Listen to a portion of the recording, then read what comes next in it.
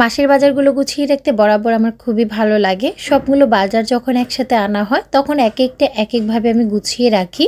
যেমন মাছ মাংসের বাজারগুলো আমি এক একভাবে গুছিয়ে রাখি, আর শুকনো যে বাজারগুলো থাকে সেগুলো আমি আলাদাভাবে গুছিয়ে রাখি। তো এই যে এ মাসেও হচ্ছে শুকনো বাজার মাছ মাংসের বাজারগুলো আনা হয়েছে। যদিও মাছ মাংসের বাজারটা হচ্ছে আমার সাপ্তাহিক আনা হয়, কিন্তু শুকনো বাজারগুলো আমার মাসব্যাপী আনা হয়। সকালবেলায় আপনাদের ভাইয়া ঘুম থেকে উঠে বাজারে গিয়েছে, আর এই তো সপ্তাহের মাছ মাংসর মধ্যে এনেছে কই মাছ। কই মাছ আমার ভীষণ পছন্দ লাল শাক দিয়ে রান্না করলে। এখানে এনেছে চিংড়ি মাছ, চিংড়ি মাছগুলো এত বেশি ফ্রেশ ছিল। এখানে এনেছে রুই মাছ, রুই মাছ এনেছে একটা বড় সাইজের, আর মাছগুলোকে কিন্তু কাটিয়ে এনেছে। প্রতিটা মাছই কিন্তু কাটিয়ে আনা হয়েছে। এখানে মুরগি একটু বেশি পরিমাণে আনিয়েছি। প্রতি সপ্তাহের জন্য আমি কিন্তু 4টা মুরগি আনাই, বা হচ্ছে 15 দিনের জন্য, কারণ মুরগি আমার বাসায় রেগুলার র্যান্ডম খাওয়া হয়।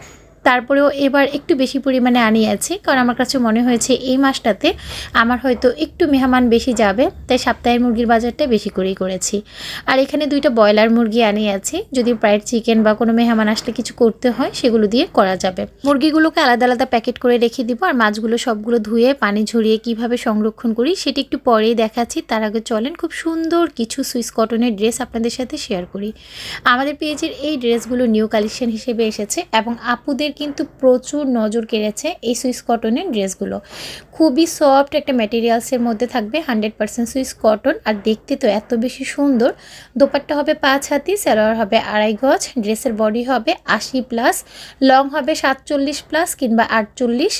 আর প্রত্যেকটা ড্রেস কিন্তু অনেক বেশি রিজনেবল এবং অনেক বেশি আরামদায়ক। আর এই প্রত্যেকটা সুইস কটন ড্রেস কিন্তু আপনারা পেয়ে যাবেন আমার business page outfit by Jebin. Outfit by জেবিনের লিঙ্কটা আমার এই ভিডিওর কমেন্ট বক্সে এবং ডিসক্রিপশানে মেনশন করা থাকবে, সেই সাথে স্ক্রিনেও কিন্তু আপনারা দেখতে পেয়েছেন। এই ড্রেসটা তো আমাদের পেজের মাশাআল্লাহ অনেক বেশি চাহিদা। প্রত্যেকটা আপুরই কিন্তু সুইস কটনের ড্রেসগুলো ভীষণ পছন্দ হয়, কারণ এগুলো রিজনেবল থাকার কারণে।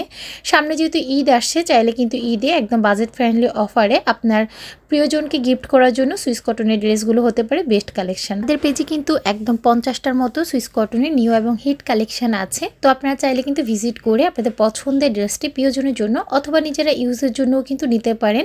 ঈদের সময় দেখা যায় 2-1টা কটন ড্রেস তো থাকাই লাগে, তো সেরকম একটা কটন ড্রেস বা 2-3টা কটন ড্রেস এখন থেকে নিয়ে রাখতে পারেন। যাই হোক, অবশ্যই কিন্তু আমার বিজনেস পেজটা ভিজিট করতে ভুলবেন না, তাহলে আরও অনেক কালেকশন পেয়ে যাবেন। আর এই তো এদিকে এবার শুকনো বাজারগুলো বের করে নিয়েছি। আমি যতবারই হচ্ছে বাজার গোছাতে যাই, ততবারই হচ্ছে আমার ছোট্ট ছেলেটা এসে আমার সাথে হাতে হাতে বাজার গোছানোর চেষ্টা করে, মাশাআল্লাহ আলহামদুলিল্লাহ।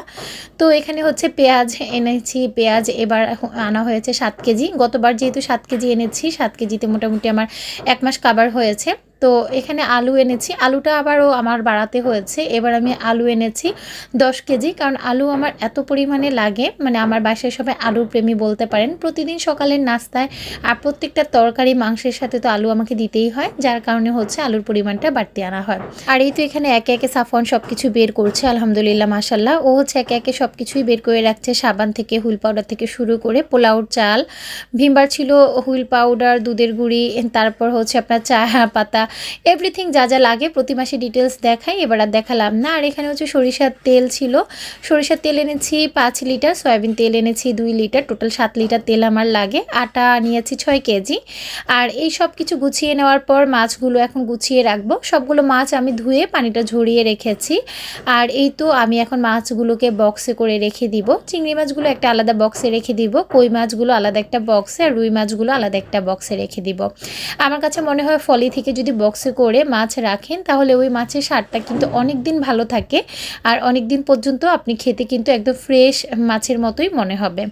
তো এই তো সবগুলো মাছ হচ্ছে আমি এখন ঢুকিয়ে রেখেছি, আর মুরগিগুলো তো একটা একটা করে ফ্রিজে রেখেই দিয়েছি, মাছগুলোও রেখে দিব। সেই সাথে বিদায় নিচ্ছি, আল্লাহ হাফেজ।